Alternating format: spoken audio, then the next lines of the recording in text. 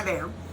I was asked if I could do a little bit longer video on how to do the DTF powder hack sublimation image onto a garment using the DTF powder and a printable transparency.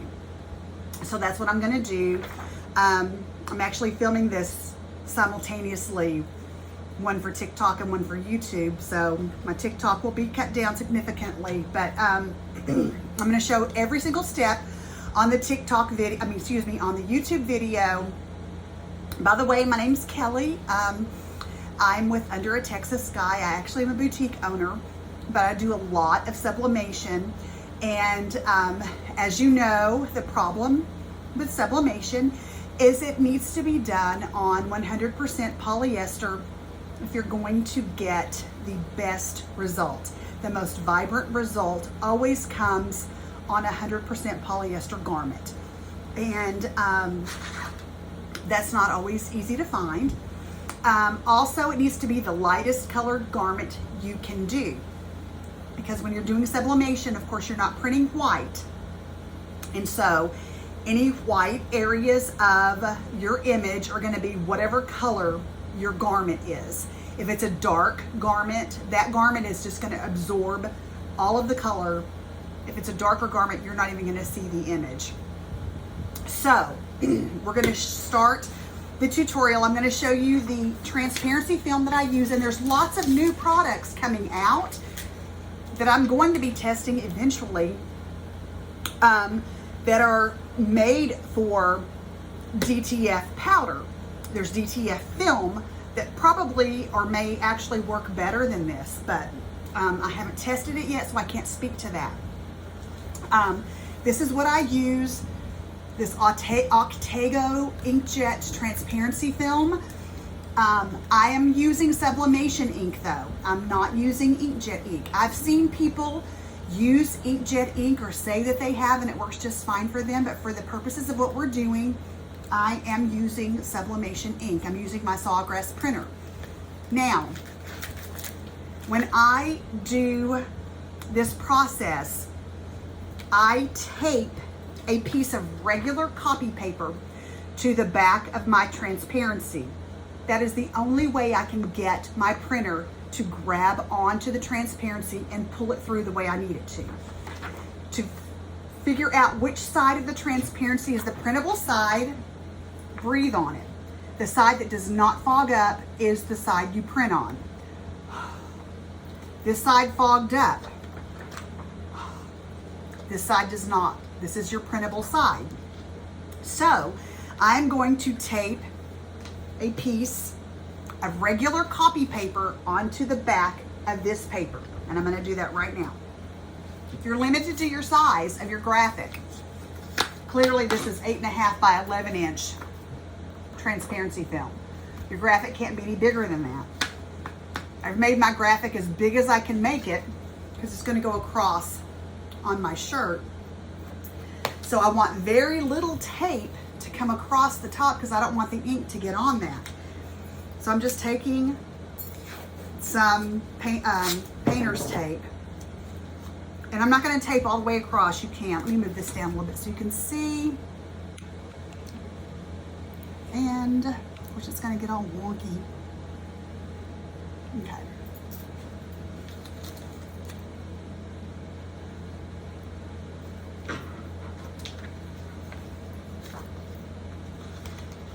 I've barely cleared the top of this transparency film, and then I'm just folding it over. You can see. I'm going to do another tiny piece on the other side.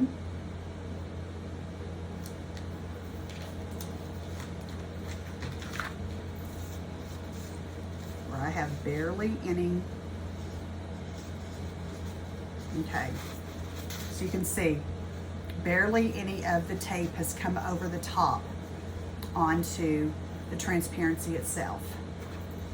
Now I'm going to go to the printer and I'll show you how that prints out. I've put my paper in the printer, or my transparent in the printer, transparency side out, because that is how the Sawgrass prints.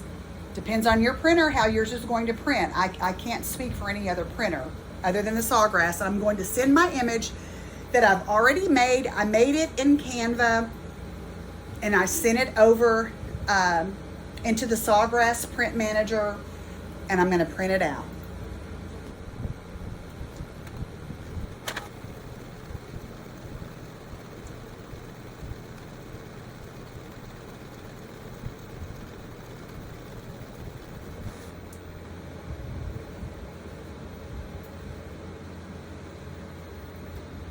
Okay, you can see how it came out.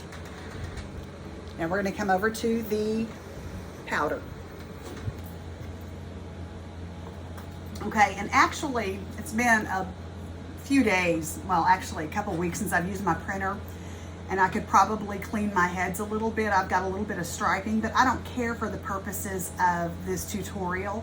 And I also have a little bit extraneous marks right here that I can cut away so they don't show up on my image. As a matter of fact, I'm going to do that. Let me grab some scissors. Be careful, don't touch any of this print, because the ink is wet, and that's what you want. You want wet ink. You don't want the ink to dry because your powder won't stick. That is the whole point of this exercise. You want wet ink.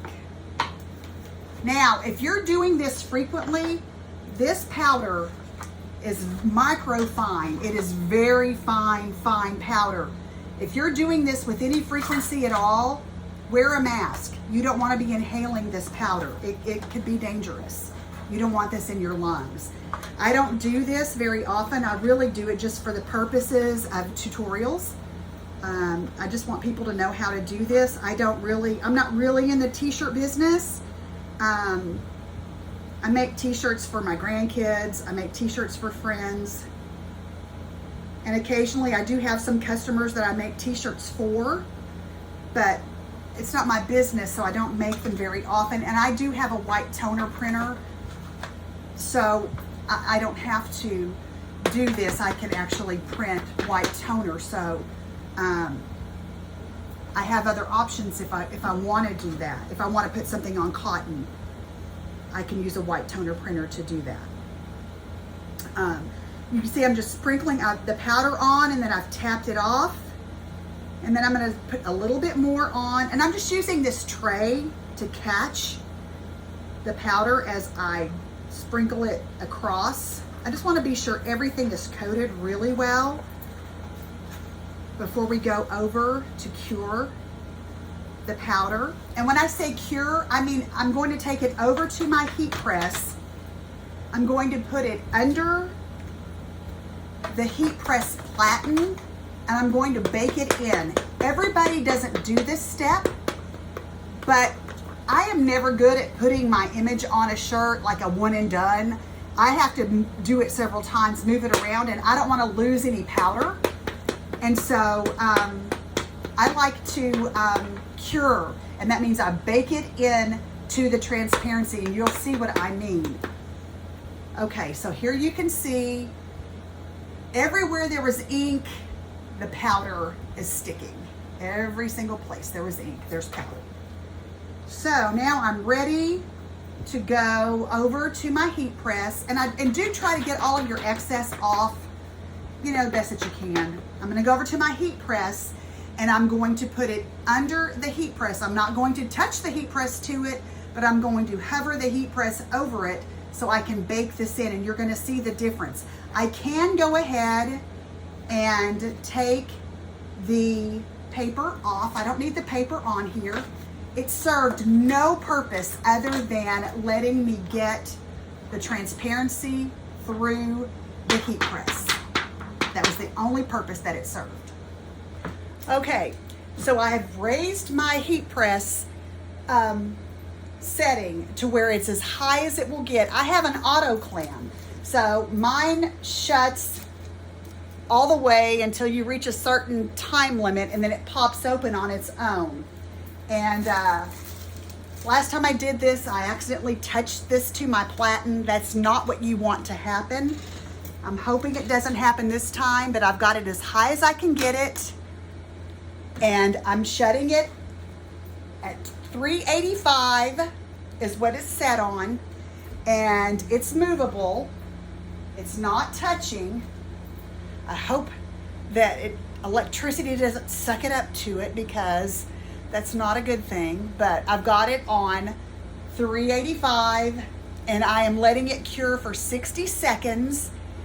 And you'll see the difference in the image after it bakes all the way in.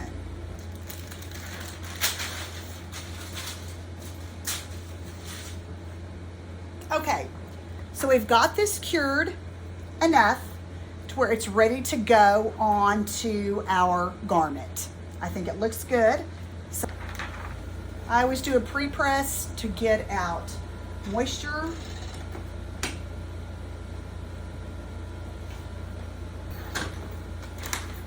And get the wrinkles out too.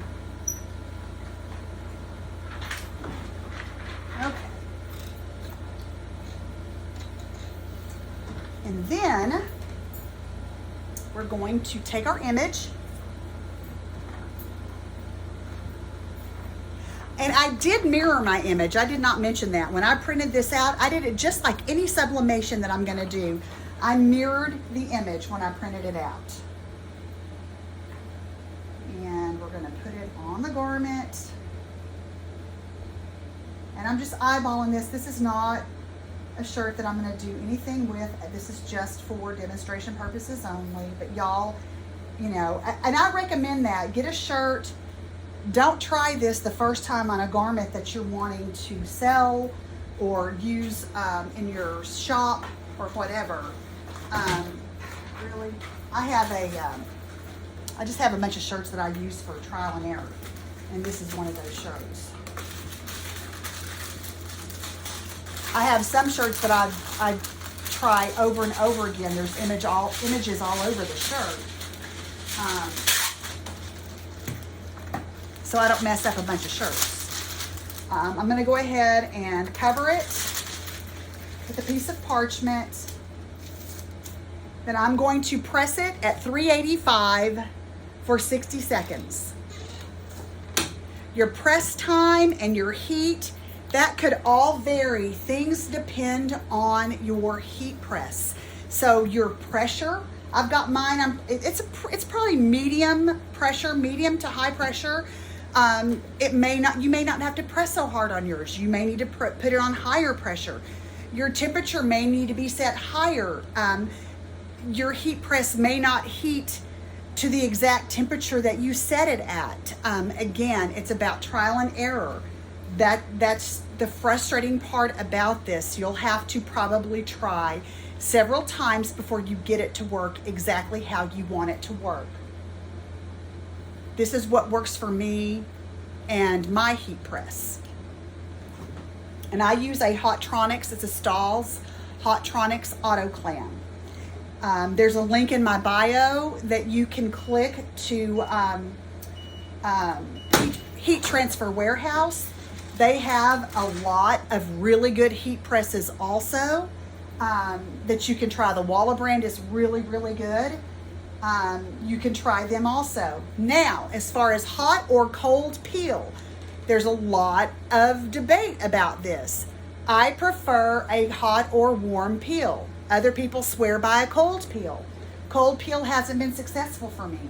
So I am going to do a hot peel. And I'm going to show you how it turns out. Again, remember this is on cotton. And so your image is not going to be necessarily as vibrant as it would be on a polyester shirt. But you do have an image on a cotton shirt. Now, there is one last follow-up. Let's do one last little press. We're going to put it back on the heat press. We're going to grab our parchment.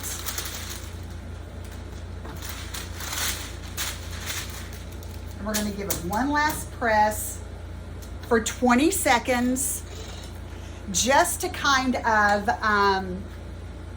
firm everything up, to kind of make sure everything is good and tight, and just that final press to make sure that everything is set and is exactly as it should be.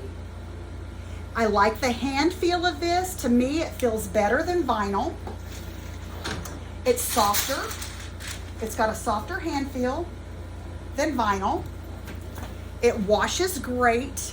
If you just have to put a colorful image on a cotton shirt and you don't have a white toner printer, you don't want to put it on a printable vinyl, this is a good alternative. It feels really good, y'all. It's soft, it's pliable, it washes great, it doesn't crack, it doesn't peel, it doesn't fade. It's a good alternative. You should give it a try. Like I said, it's not perfect. It does have kind of a distressed look, but it works in a pinch. It's very doable. So give it a try, test out your times, test out your temperatures, and test out your pressures. But yeah, give it a try. If you have questions, ask them, and I'll do my best to answer them. Thanks, y'all. Appreciate it.